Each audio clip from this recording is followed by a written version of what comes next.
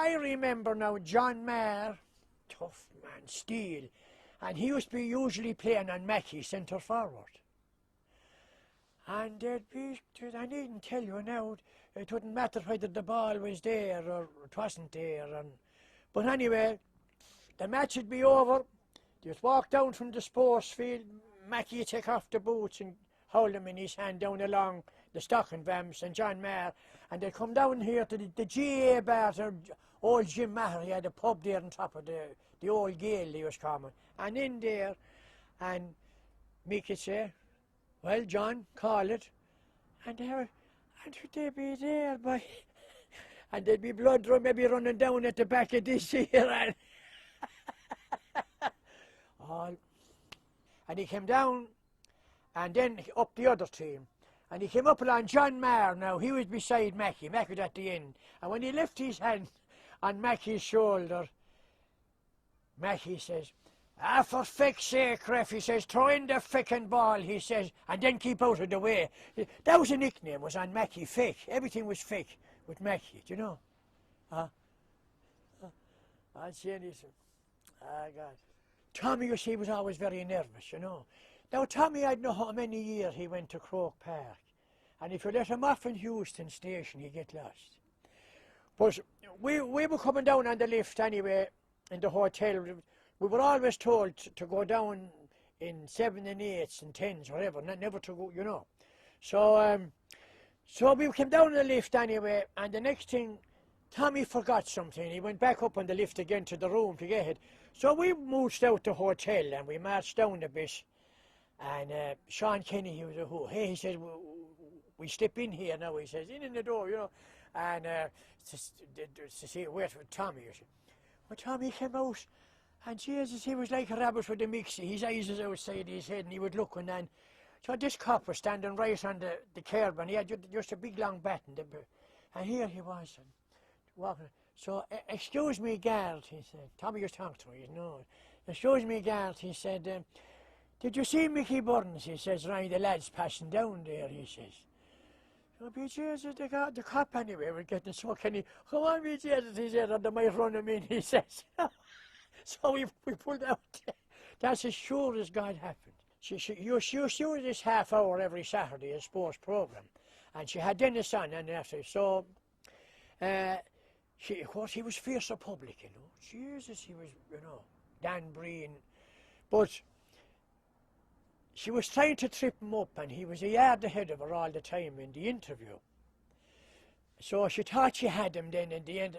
Monica something.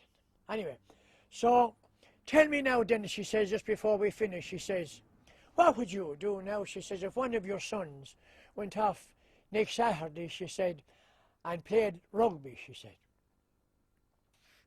And Dennis just, well, no, Monica, he said, Monica was a Christian, yeah, Monica was. Well, no, Monica, he says, I'll tell you. I'd go home and I'd ask his mother to know who his father was. Hey, end of story. Cork Pieces in a league final, God, what year was it? Now, it was level pegging. And there was a line ball out about 65 yards easy, 60, 65 yards at the old stand side. And Ring raced across to take this line ball. Who was refereeing it was Cathal McLaughlin of Dublin. You might recall him, he used to referee our matches that time. So, Jenny McLaughlin told Christy that was the last puck of the game. Time was up. She only took 3 steps back. This is the gospel.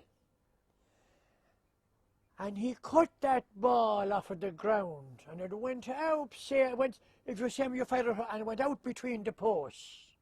A pint. Whistle went and the puck out. We were beating a pint. That's the gospel truth. But we were in Barry's hotel afterwards having the Bishop Grub. And Jim Barry and Christy comes in, you see.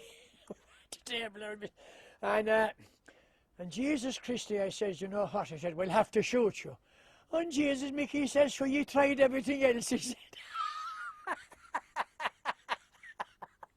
You know, don't crack your speak great. Willie John says you might get in sometime, but he says getting out the job, he says. And and he says, Jesus, says Willie John, he said it to Redden. It says, easy for you, he says, and you have a backlight there, he says, it's the same as a full comprehensive insurance. He says. The speaks just be mighty, you know. Sure, it's like a frying pan now. Yeah, the Mary and Ollie Welsh used to have only a barn door, you know. Yeah, but the old skiing the same way. But sure, the Hurley, the Hurley, doesn't matter at all. I mean, Redden's proves it. You see there now and that. Do you see that picture in there now? Now look at the third Hurley with all the hoops, Redden. Now look at the width of that. Isn't that another Hurley? Mine simply too. They're out there all hatching me now, right? Really, you know. But we played them in the mid-final up here, and there was lads with ears hanging down and noses gone this way and eyelashes high. They were unusual blood and whatever. And about 10 of us arrived down to this doctor's surgery. He was an old doctor, Dr. Cummins. He played hurling in his younger days with UCD. So we were all sitting around anyway, you see. And then he comes into the surgery. And he looked around in sand for a few minutes. He says, will you tell me, boys, he says, one thing, he said. Had you any ball, he said. That answered the whole thing. Yeah. But Lahey was a terrible shrewd man. Oh, stop. And he took no nonsense.